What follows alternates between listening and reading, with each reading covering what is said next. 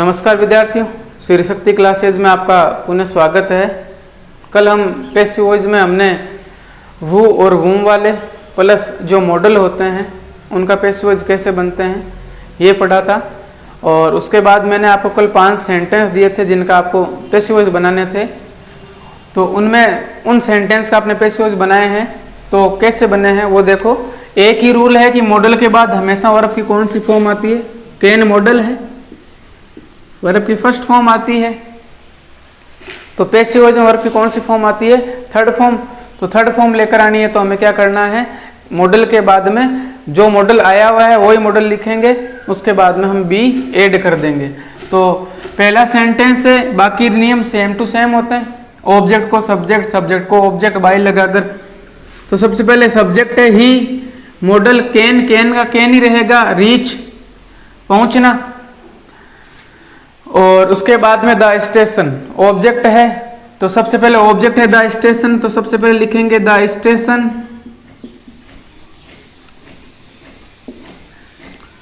उसके बाद में यहां पर मॉडल है, तो यहां पर भी कैन का कैन ही आएगा। और अब हमें थर्ड फॉर्म लगानी है, तो मॉडल के बाद हमें क्या लगाना है, बी। और बी के बाद रीच की थर्ड फॉर्म हो जाएगी रीच्ड। उसके बाद में बाई, और ही का ऑब्जेक्टिव केस हो जाएगा हिम। ये पहला सेंटेंस था। दूसरा है you should respect your elders, तुम्हें अपने जो बड़े हैं उनका सम्मान करना चाहिए। तो शुड का प्रयोग चाहिए के रूप में होता है। तो सबसे पहले ये मॉडल शुड है, उसके बाद में रेस्पेक्ट सम्मान करना वर्ब है। योर एल्डर्स तुम्हारे जो, तुमसे जो बड़े हैं उनका। तो योर एल्डर्स हमारा क्या है, ऑब्जेक्ट है। तो सबसे पहले योर एल्डर्स, उसके बाद में जो मॉडल है वही आएगा। शुड है तो शुड ही आएगा। अब थर्ड फॉर्म आनी है तो बी लगा देंगे। और रेस्पेक्ट की थर्ड फॉर्म हो जाएगी रेस्पेक्टेड बाई यू का ऑब्जेक्टिव केस क्या हो जाएगा, you. Your elders should be respected by you. अगला सेंटेंस, वी में विन द मैच, यानी संभावना दर्शाने के लिए मे का प्रयोग किया जाता है, यानी हम मैच जीत सकते हैं। तो जीत सकते हैं, तो सबसे पहले जीतना मेन वर्ब है, मॉडल के बाद ही वर्ब आती है। और वर्ब मेन वर्ब के बाद ही डायरेक्ट सीधा क्या आता है, ऑब्जेक्ट आता है। तो सबसे पहले द मैच, उसके बाद में सब्जेक्ट के बाद में हेल्पिंग वर्ब। हेल्पिंग वर्ब कौन सी है, मॉडल में है, तो मैं का मैं ही आएगा। मॉडल के बाद में क्या लगाएंगे, बी। बी आते ही विन की थर्ड फॉर्म WON, वॉन। ठीक है, द मैच में बी वॉन। बाई अस लिखने की आवश्यकता नहीं होती है, अनइम्पोर्टेंट सब्जेक्ट कंसीडर करें तो। अगला है can you solve this problem. तो यहां पर मॉडल है लेकिन साइन ऑफ इंटरोगेशन लगाया हुआ। तो पैसिव वॉइस का रूल पढ़ लिया है कि जैसा वैसा ही रहेगा, यानी कि अगर प्रश्न पूछा गया तो सेंटेंस इंटरोगेटिव ही बनेगा। तो सबसे पहले यहां पर कैन है, तो यहां पर ही क्या आएगा, कैन ही आएगा। उसके बाद में ऑब्जेक्ट को सब्जेक्ट, सब्जेक्ट को ऑब्जेक्ट, तो कैन के बाद यू क्या है, सब्जेक्ट है, ये ऑब्जेक्ट बन जाएगा। सॉल्व यानी हल करना, क्या हल करना, दिस प्रॉब्लम, इस समस्या को। तो दिस प्रॉब्लम हमारा क्या है, ऑब्जेक्ट है। तो कैन के तुरंत बाद यहां तो भी लगाएंगे नहीं, ये पहले बताया हुआ है। तो पहले लिखेंगे दिस प्रॉब्लम, फिर लगा देंगे बी। कैन दिस प्रॉब्लम, फिर बी आ गया। बी के बाद वर्ब की कौन सी फॉर्म आती है, थर्ड फॉर्म। ये हमारे correct form of the verbs में भी काम आ जाएगी। तो बी आ गया, तो सॉल्व की थर्ड फॉर्म सॉल्व्ड।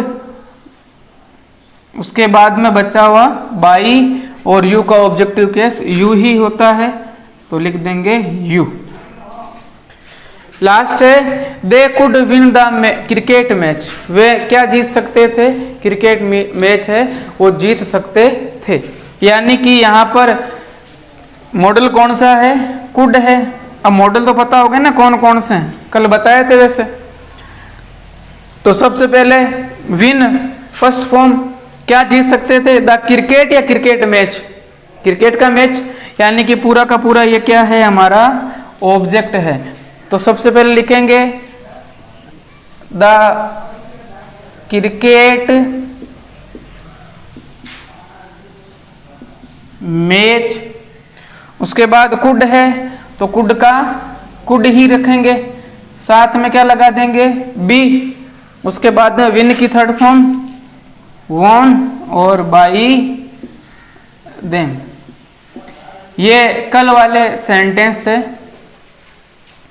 जिनका आपने पैसिव वॉइस बनाया होगा। तो इस प्रकार से पैसिव वॉइस बनाए, यानी कि इतनी ही बात है कि मॉडल आ जाता है तो जो मॉडल आता है वही रहेगा।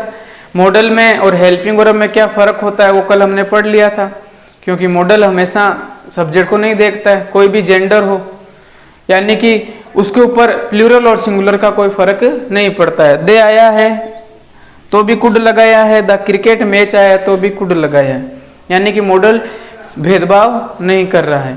तो ये सेंटेंस थे जो हमने मॉडल्स में पढ़ लिए हैं। तो मॉडल के आपको पैसिव वॉइस बनाने आ गए होंगे। अब अगला हम टॉपिक लेते हैं पैसिव वॉइस में कि जो हमारे गोइंग टू वर्ब आती है।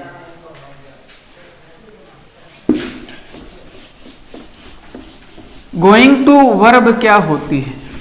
देखो, पहली बात तो यह है कि पैसिव वॉइस है वो हमेशा ट्रांजिटिव वर्ब होती है, उन्हीं का ही बनाया जाता है। कहने का मतलब है आपको ट्रांजिटिव और इंट्रांजिटिव का मतलब पता नहीं है तो भी इतना ध्यान रखना कि पैसिव वॉइस वाली चीज आए तो नहीं लिखनी है। जैसे मैं लिखूं बर्ड्स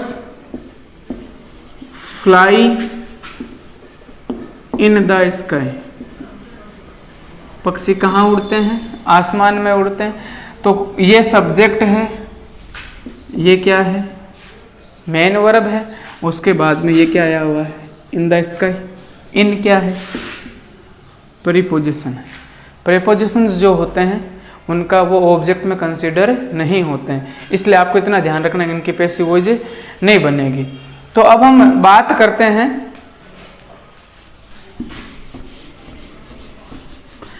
गोइंग टू जो वर्ब है उसके बारे में। जैसे अगर गोइंग टू वर्ब क्या होती है, कहाँ यूज करते हैं, ये स्पेशल रूल हैं उनमें जो टेंस के उनमें आपको मिल जाएंगे।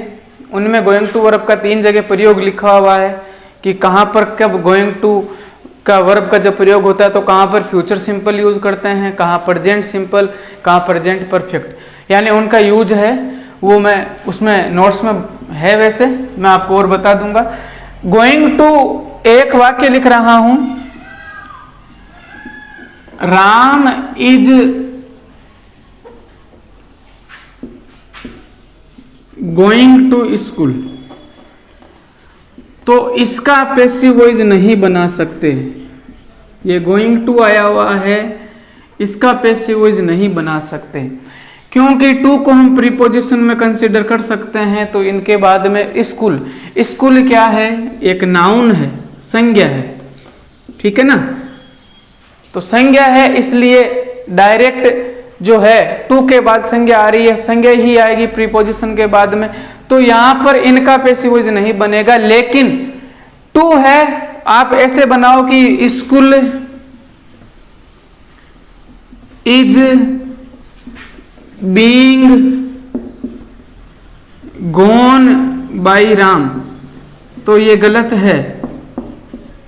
इसमें बताओ टू कहाँ है? अगर मैं टू यहां लगा देता हूं तो 2 प्रीपोजिशन साथ में हैं, यहां पर ये एकदम गलत है, ये पैसिव वॉइस नहीं बन सकता। तो अब गोइंग टू वर्ब का यूज क्या है?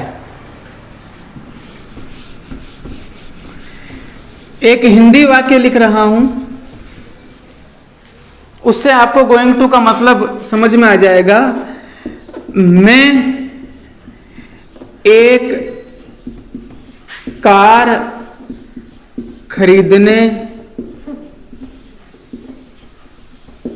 जा रहा हूं।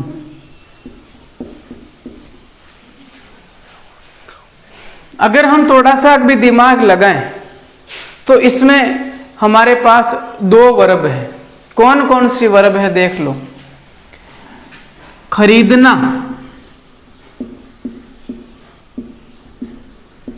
वर्ब है कि नहीं है? खरीदने को क्या कहते हैं? बाई। एक है जानना, जानना को क्या कहते हैं? गो। अब देखो एक ही वाक्य में दो वर्ब आई हुई है, तो जब दो वर्ब आती है तो मैं तुमसे मिलने आया, है ना, मैं तुमसे मिलने आया, इसमें भी दो वर्ब है, लेकिन यहां पर गोइंग टू वाला नहीं। गोइंग टू का मतलब तो जा रहा हूं, यानी कि यहां पर दो वर्ब है, रहा हूं, रही, यानी प्रेजेंट कंटिन्यूज है। इतना समझ में आ गया होगा। अब देखो रूल क्या कहता है कि अगर दो वर्ब आ जाती है तो उनमें टू इन्फिनेटिव जो होता है उसका यूज हम करके दूसरी वर्ब लिख सकते हैं। आपको रूल यही ध्यान रखना है कि टू के बाद में तो वर्ब की फर्स्ट फॉर्म आती है। क्या आती है? टू के बाद हमेशा वर्ब की फर्स्ट फॉर्म आती है। मॉडल्स के बाद में हमेशा कौन सी फॉर्म आती है? वर्ब की फर्स्ट फॉर्म आती है। मैंने यहाँ मॉडल्स के बाद में और टू का यहाँ पर दोनों क्यों लिखे हैं? क्योंकि दोनों के रूल सेम टू सेम है। कैसे सेम है? मॉडल के बाद वर्ब की फर्स्ट फॉर्म आती है तो पैसिव वॉइस बनाएंगे तो क्या लगाएंगे कि थर्ड फॉर्म आ जाए? तो हम लगाएंगे, पढ़ा है अभी अभी, मॉडल जो आया हुआ है उसके साथ क्या लगा दो? बी, और बी लगाते वर्ब की कौन सी फॉर्म हो जाएगी? Third form. उसी प्रकार इसका रूल है कि अगर टू के बाद फर्स्ट फॉर्म आई हुई है, पैसिव वॉइस बनाना है तो टू के बाद में आपको क्या लगाना पड़ेगा? बी लगाना पड़ेगा। बी लगाते ही वर्ब की कौन सी फॉर्म हो जाएगी? Third form. अब देखो क्या होता है गोइंग टू का मतलब, दो वर्ब है, ये बात समझ में आ गई होगी कि देखो मैं एक कार खरीदने जा रहा हूं, यानी कि निकट भविष्य में होने वाले ऐसे कार्य जिनमें इरादा दिखाया जाता है, अपना जो इंटेंशन है वो शो किया जाता है। यानी आगे भविष्य में खरीदूंगा, अभी नहीं है इतना जो मेरे पास रुपए हैं वो नहीं है, लेकिन भविष्य में है, मैं खरीदने जा रहा हूं। यानी निकट भविष्य में होने वाले जो इरादे होते हैं, जो हमारे संकल्प होते हैं, उनको प्रदर्शित करने के लिए गोइंग टू वर्ब का प्रयोग किया जाता है। ये कार्य भविष्य में होंगे, मैं तुम्हारी सहायता करने जा रहा हूं। यानी कि आज मैं कह रहा हूं, आगे जब तुम्हें जरूरत पड़ेगी यानी 5-10 दिनों में, तो मैं तुम्हारी सहायता, कुछ हेल्प मैं करूंगा। कहने का मतलब ये है। वहां पर कौन सी वर्ब आती है? गोइंग टू वर्ब आती है। यानी जब ये बात बोली है उस समय खरीदने नहीं जा रहा है, उस समय ये हो रहा है कि अब कुछ खरीदूंगा, अब यानी मैं तुम्हारी सहायता करने जा रहा हूं। यानी कि अब आगे जब तुम्हें जरूरत पड़ेगी तो तुम्हारी सहायता मैं करने वाला हूं, यानी मैं तुम्हारी सहायता करूंगा। तो सबसे पहले रूल क्या होता है? वाक्य इसी प्रकार बनते हैं। सबसे पहले ये, फिर हम इधर से आते हैं, ठीक है। तो देखो सबसे पहले जा रहा हूं, रहा है, रही है, प्रेजेंट कंटिन्यूज है, यानी कि हेल्पिंग वर्ब लगेगी बी की। यहां पर बी बोल रहा हूं, बी की हेल्पिंग वर्ब लगेगी। इसके बाद मेन वर्ब है गो, इसलिए वर्ब की आईएनजी फॉर्म आ सकती है वर्ब की फर्स्ट फॉर्म के साथ में, यानी आईएनजी हम लगा देंगे, ठीक है। तो सबसे पहले सब्जेक्ट है आई, रहा हूं, रही हूं, रही है तो आई के साथ एम, ठीक है। किसकी क्रिया हो रही है? जानने की। गो आईएनजी लगेगा, गोइंग आगे गए तो वापिस वर्ब आ गई, यहां पर जाना, यहां पर खरीदना, है ना।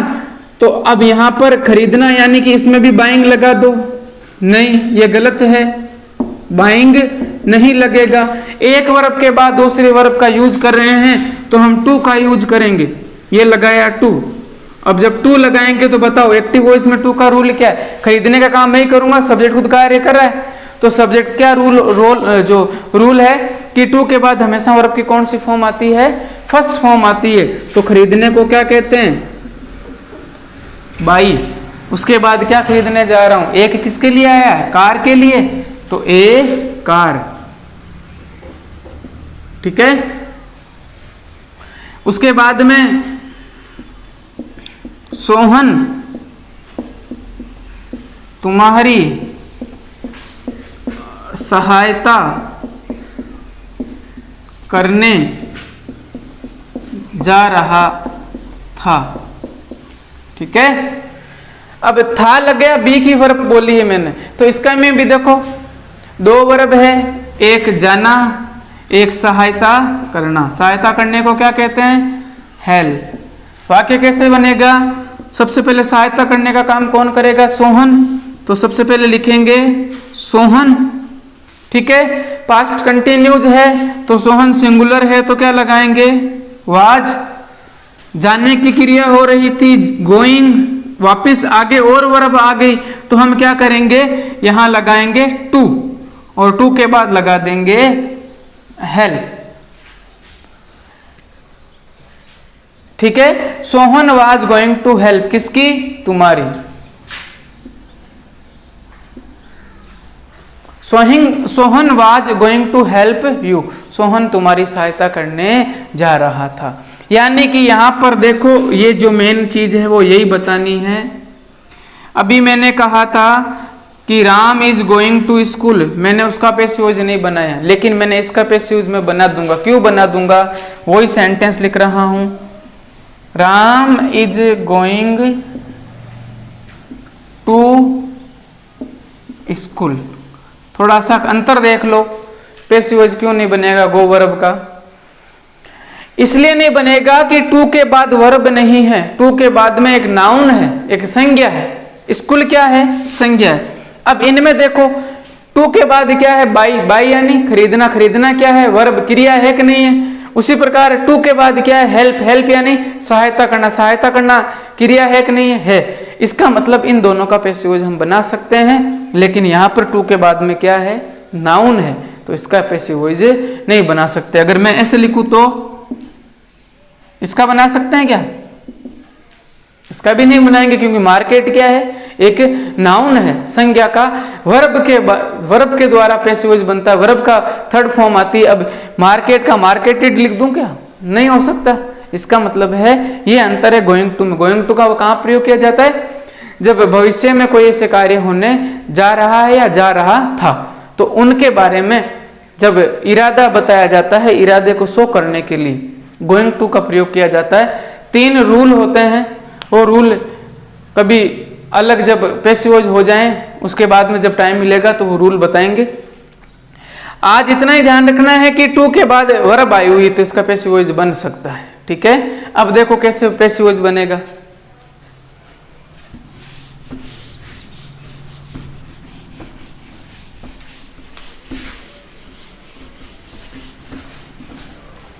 तो यहां पर हम एक्टिव वॉइस का नियम लिख देते हैं। एक्टिव वॉइस यानी सब्जेक्ट जब काम करे तो गोइंग टू का नियम होता है कि यहां गोइंग टू। ठीक है, उसके बाद वर्ब की कौन सी फॉर्म आएगी? ऑब्जेक्ट, वर्ब की फर्स्ट फॉर्म, उसके बाद में ऑब्जेक्ट। देखो बार बार हर रूल लिखने की आवश्यकता नहीं है। यहां गोइंग टू से पहले क्या आएगा? गोइंग टू से पहले सब्जेक्ट आएगा और बी की वर्ब आएगी, फॉर्म आएगी या तो इज या आर या एम या वाज या और। ठीक है, यही आएंगे। अब तो बार बार ये लिखने की आवश्यकता हमें नहीं पड़नी चाहिए। ये है एक्टिव वॉइस। जैसे वाक्य एक्टिव वॉइस लिखूं, अभी लिखा था I am going two by A car. ठीक है, अब देखो हर बार ये रूल रटते हैं कि कुछ फॉर्मूले लिखवा दो, ये फॉर्मूले रट लेंगे। रटने की आवश्यकता ही नहीं है। क्यों नहीं है? पैसिव वॉइस का नियम है ऑब्जेक्ट को सब्जेक्ट, सब्जेक्ट को ऑब्जेक्ट बनाएंगे। ठीक है, अब रटें। मैं यहां पर लिखूंगा कि पहले ये लिखेंगे, ऑब्जेक्ट आएगा फिर वर्ब आएगी, यहां लिखने की कोई आवश्यकता नहीं है। हमें क्या करना है? हमें ये गोइंग टू तो इस वर्ब के साथ में आई हुई है, हमें इस वर्ब का क्या करना है? हमें इसकी थर्ड फॉर्म लिखनी है। अभी टू के बाद वर्ब की कौन सी फॉर्म आती है? फर्स्ट फॉर्म आती है। हमें कौन सी फॉर्म चाहिए? Third form. तो मॉडल के बाद वर्ब की कौन सी फॉर्म आती है? फर्स्ट फॉर्म आती है। हम मॉडल के बाद थर्ड फॉर्म कैसे लेकर आते हैं? बी लगाकर। तो गोइंग टू में भी क्या लगाएंगे? बी ही लगा देंगे, यानी कि थर्ड फॉर्म करेंगे। तो यहां इस वर्ब की टू के तुरंत बाद में हम क्या लगा देंगे? बी। तो रूल क्या होगा, पहला पैसिव वॉइस का रूल होता है, पैसिव वॉइस का रूल, ऑब्जेक्ट बनेगा सब्जेक्ट, मैं ऑब्जेक्ट लिख रहा हूं, है तो सब्जेक्ट ही है, ठीक है। उसके बाद बी की verb is, are, am, was या वर, ठीक है। उसके बाद में गोइंग टू का गोइंग टू ही आएगा, ठीक है। फिर यहां पर टू के बाद फर्स्ट फॉर्म आती है, थर्ड फॉर्म लेकर आनी है तो क्या ऐड कर दूंगा, बी, और जैसे बी आएगी तो वर्ब की कौन सी फॉर्म हो जाएगी, थर्ड फॉर्म, और बाकी बाद में बाई लगाकर हमारा जो सब्जेक्ट ऑब्जेक्ट है उसको लिख देंगे। अब ये रटना नहीं है, हमें ऐसे ही बनाना है। तो सबसे पहले हम क्या करेंगे, ऑब्जेक्ट को सब्जेक्ट बनाएंगे, ये सब्जेक्ट है, ये ऑब्जेक्ट बन जाएगा, ये हेल्पिंग वर्ब, ये गोइंग टू वर्ब, ये बाई फर्स्ट फॉर्म, उसके बाद ए कार, ये हमारा क्या है, ऑब्जेक्ट है। तो सबसे पहले ऑब्जेक्ट को सब्जेक्ट बनाया तो लिख दिया ए कार, ठीक है। अब बाकी रूल वही है, बी की फॉर्म आएगी, तो अभी मैंने आई को देख कर क्या लिखा, एम लिखा, तब आई के साथ तो एम ही आता है, लेकिन ये भाई किसके हैं, इज और आर के। तो यहां पर अब हमारा सब्जेक्ट क्या है, ए कार सिंगुलर है तो ए कार के आगे एम लगा दूं, हो सकता है एम किसके साथ आता है, आई के साथ आता है। इसका मतलब है कि ए कार सिंगुलर है तो इज, फिर गोइंग टू का गोइंग टू ही लिखना है, ठीक है। अब ये टू लिख दिया। अब टू के बाद हमें पैसिव वॉइस में थर्ड फॉर्म चाहिए, P3 थर्ड फॉर्म चाहिए, तो हम यहाँ क्या लगा देंगे, बी लगा देंगे, a car is going to be, ठीक है। फिर बाई की थर्ड फॉर्म BOUGHT, समझ में आया होगा, इतना ही चेंज करना है, बहुत इजी है। उसके बाद में बाई लगाऊंगा और ये जो सब्जेक्ट है वो क्या बन गया, ऑब्जेक्ट, इसलिए यहां क्या हो जाएगा, मी। आई का ऑब्जेक्टिव केस क्या होता है, मी होता है, ये हमने पहले पढ़ लिए हैं। तो ये वाक्य हैं गोइंग टू के। तो आपको जैसे अगर मॉडल आते हैं तो गोइंग टू आएगा तो आगे और भी वाक्य आएंगे, वो भी आ जाएंगे। तो देखो और एक दो वाक्य बनाएं, he was going to play cricket. पहले बताओ इसका पैसिव बनेगा कि नहीं बनेगा। तो देखो गोइंग टू लिखा हुआ है, टू के बाद क्या है, प्ले यानी खेलना, वर्ब है, पैसिव वॉइस बनेगा। तो सबसे पहला काम क्या करेंगे, ऑब्जेक्ट को सब्जेक्ट बनाएंगे, मेन वर्ब प्ले के बाद क्या है, क्रिकेट। तो क्रिकेट क्या हो गया, ही की जगह आ गया, तो यहां हो गया क्रिकेट, ठीक है। उसके बाद वाज, बी की फॉर्म है, वाज या वर। तो क्रिकेट सिंगुलर है तो वाज का वाज ही आएगा। उसके बाद में गोइंग है तो गोइंग का गोइंग ही आएगा। फिर टू है तो टू का टू आएगा। अब हमें कौन सी फॉर्म चाहिए, टू के बाद वर्ब की कौन सी फॉर्म आती है, फर्स्ट, हमें फॉर्म चाहिए थर्ड। तो मैं यहां क्या लगाऊंगा, बी लगाते ही प्ले की थर्ड फॉर्म क्या हो गई, प्लेड। उसके बाद में बाई, अब ही का ऑब्जेक्टिव केस क्या होता है, हिम, तो यहां हो जाएगा हिम। ये है हमारी गोइंग टू वर्ब। तो गोइंग टू वर्ब आपको समझ में आई होगी। हमने आज तक जितने वाक्य पढ़े हैं, इंटरोगेटिव सेंटेंस, WH सेंटेंस और assertive sentence plus going to वाले सेंटेंस, इन सभी वाक्यों के आज हम पुनः जो है रिवीजन करते हैं 3-4 वाक्यों से कि हम भूले तो नहीं।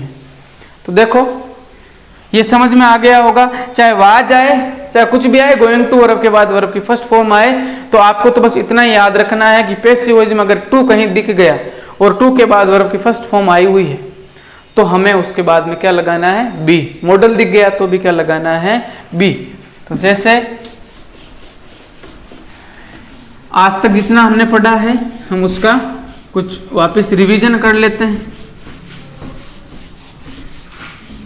कल हम डबल ऑब्जेक्ट पढ़ेंगे। तो एक वाक्य लिख रहा हूं, आपको मेरे साथ साथ ही वाक्य बनाने हैं। एक वाक्य है, ही हेड वॉन द मैच, इसका आपको पैसिव वॉइस बनाना है। दूसरा वाक्य है वो हेल्प्ड देम, आपको इसका पैसिव वॉइस बनाना है। वाक्य लिखने की आवश्यकता नहीं, पहले आप पैसिव वॉइस बनाओ, उसके बाद में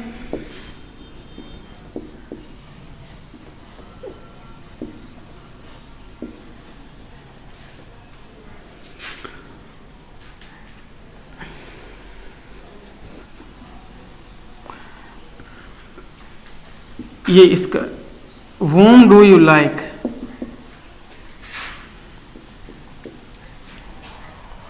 यहां लव लिख दो। उसके बाद में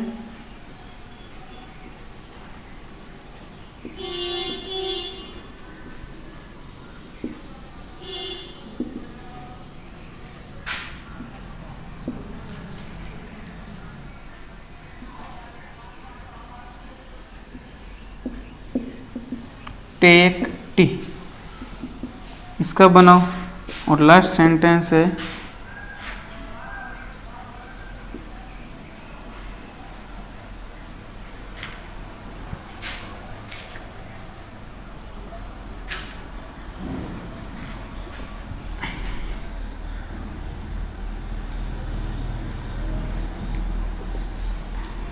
कैन यू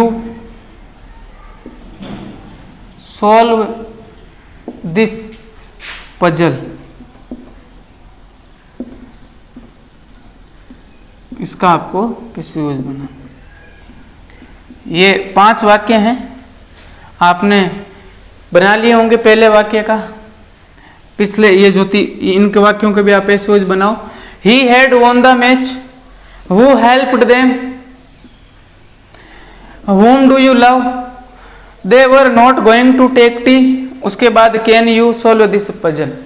इनके आपको पैसिव वॉइस बनाने हैं।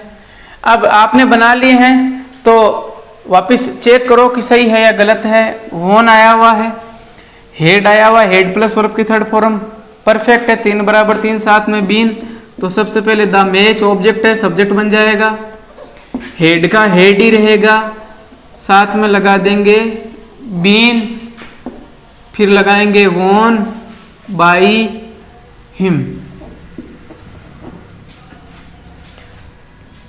दूसरा वाक्य है आपका सही होगा, क्योंकि पास्ट परफेक्ट तो हेड के साथ बीन लगा देंगे, परफेक्ट में वैसे ही थर्ड फॉर्म आती है।